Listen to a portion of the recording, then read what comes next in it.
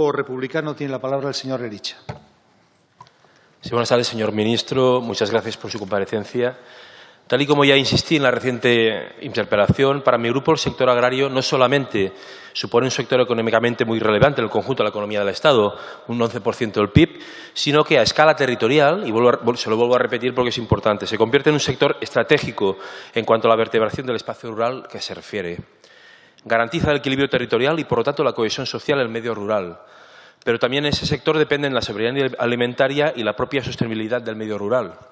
Y, por otro lado, tiene un papel fundamental en la prevención y gestión de los efectos de fenómenos extremos como inundaciones o incendios. Creo que es importante tener en cuenta esos elementos. De hecho, no podemos afrontar la lucha contra la despoblación rural, como se ha comentado aquí en algunos casos, ni hablar de políticas de prevención ante los efectos del cambio climático sin tener en cuenta que es la pequeña y mediana explotación agraria quien garantiza la fijación de la población en el medio rural y participa de la gestión integral del territorio. Creo que quería empezar con estos elementos porque creo que es importante tener en cuenta la importancia estratégica realmente del sector que estamos hablando, ¿no?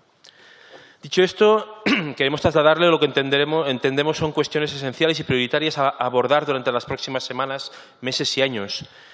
Ante todo, celebramos y compartimos la decisión de proponer mañana al Consejo de Ministros un Real Decreto de reforma de la Ley de Cadena Alimentaria.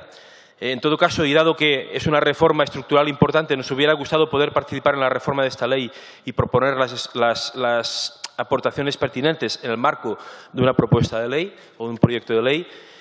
Y teniendo en cuenta que en España 5 grandes grupos de distribución tienen una cuota de mercado del 55% y 8 grandes firmas industriales acaparan un 15%, teniendo en cuenta el carácter estratégico de la agroalimentación similar al de la energía y que la concentración de esos operadores y su tendencia creciente sitúa a los agricultores y ganaderos en una posición extremadamente débil en la cadena agroalimentaria y que les impide alcanzar precios remunerados a su trabajo y los bienes que proporcionan. De hecho, es una buena noticia, creo que una buena noticia, oírle decir que precisamente uno de los principales objetivos de esa reforma de ley es mejorar la posición del pequeño y mediano productor. En todo caso, tener en cuenta que la transposición pendiente a la Directiva de la Unión Europea relativa a las prácticas comerciales desleales regula precisamente esas cuestiones.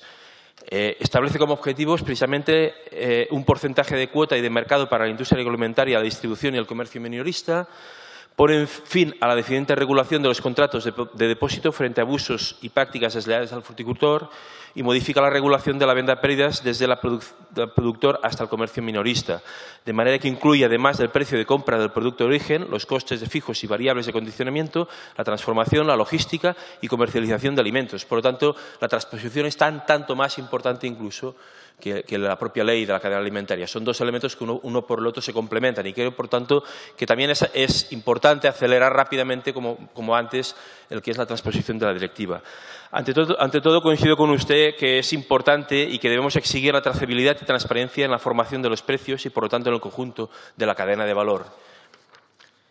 Precisamente la semana pasada, y como ya usted ha indicado, se aprobó por unanimidad una moción que instaba a su Gobierno a diversas propuestas para buscar una solución definitiva para el sector frutícola. Algunas de las propuestas, como las dos leyes anteriores precisamente, son medidas estructurales que proponen soluciones no solo para el sector frutícola, sino incluso para el conjunto del sector agrario. Pero aparte de medidas de calado estructural, que evidentemente son muy necesarias, la situación desesperada del campo requiere medidas extraordinarias que permitan afrontar la difícil coyuntura actual. Necesitamos abordar el problema a corto plazo.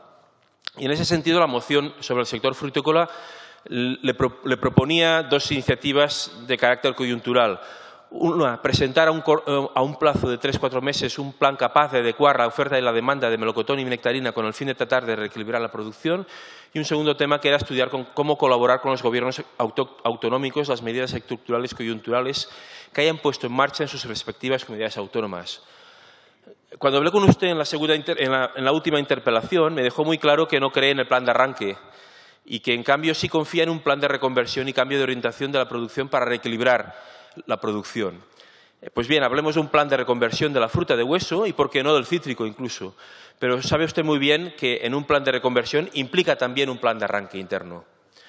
En Cataluña está en marcha desde el año pasado, y perdón que le insista otra vez, un plan de arranque de fruta de hueso 2019-2021, que tiene como objetivo sacar al mercado 2.000 hectáreas de melocotón, nectarina, paraguayo y platerina y eliminar variedades obsoletas y favorecer la viabilidad futura de las explotaciones.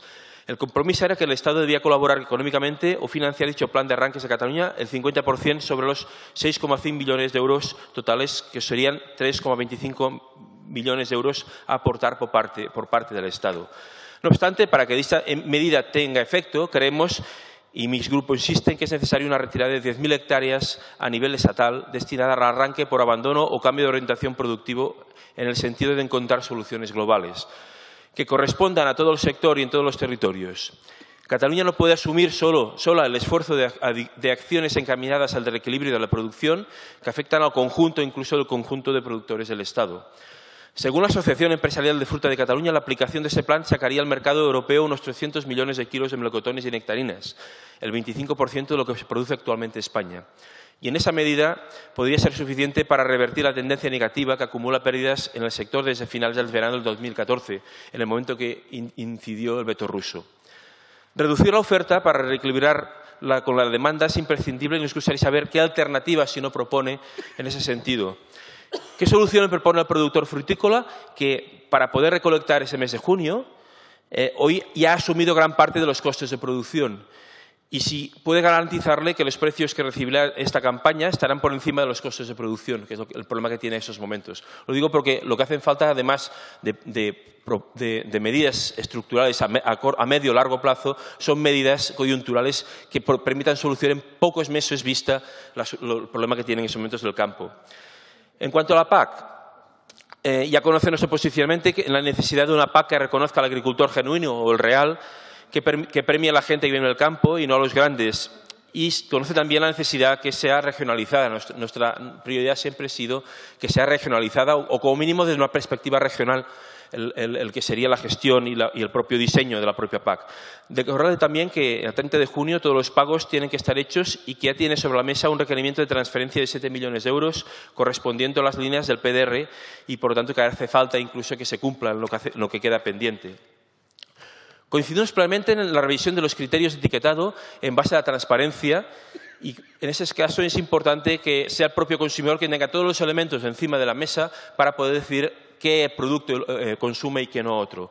Y básicamente porque tendría que incorporar el etiquetado, de alguna manera tendría que incorporar los estándares de calidad que se exigen en esos momentos, pero también incluso sé que hay polémicas o hay problemas, por ejemplo, en etiquetado de productos veganos que entran en contradicción con el etiquetado de productos cárnicos actuales, ¿no? con el propio enunciado. Por lo tanto, creemos que es importante en ese sentido que se tendría en esa legislatura encarar realmente la revisión de esos criterios, ¿no?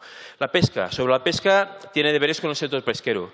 Es necesario hacer justicia con aquellas confrarías que se han comprometido con la gestión sostenible del medio marino y lo que no puede hacer es castigar a aquellas confrarías que han hecho los deberes en detrimento a aquellas que no los han hecho y que, por lo tanto, acumulan más días de media de pesca. En ese sentido, hay que recordarles que las flotas catalana y valenciana suponen un 70% aproximadamente de la flota de arrastre del Mediterráneo y son las que se verían más castigadas por ese reparto injusto. El capa catalán. Sobre la situación del capa catalán, dado que el Ministerio tiene una parte no pequeña de responsabilidad en la situación creada, hace falta que, puesto que la autoridad competente tiene que actuar en las dos vías para equilibrar la denominación de origen. Por una parte, el exceso de oferta hace falta algún tipo de actuación para revertir la situación, mantenimiento absoluto de no autorizar nuevas plantaciones, contemplar la posibilidad de un plan de arranque de viñas, retirada de vino vaso del circuito, en buena parte en manos de las cooperativas y, por otra parte, la demanda. Hace falta un apoyo claro en el plan de estrategia del cava y apoyo a la promoción, tanto a nivel interior como a nivel de los mercados exteriores.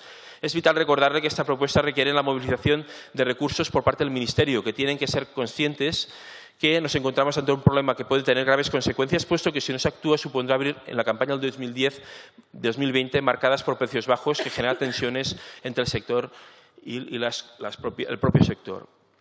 En los acuerdos de libre comercio deberemos plantear los acuerdos con países terceros para garantizar que las importaciones de productos agroalimentarios cumplan las mismas exigencias fitosanitarias que las de productos internos. Y, al mismo tiempo, crear planes de apoyo a aquellos sectores que se veían claramente perjudicados por los tratados, como es el caso del tratado con Vietnam y los arroceros.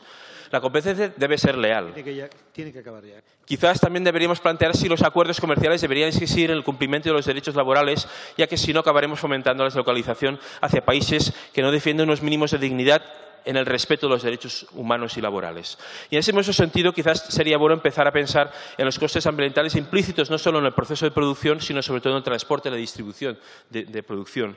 Si no creemos en la necesidad de un cambio hacia un modelo de producción más sostenible, coincidiría conmigo que hace falta potenciar los mercados locales de proximidad.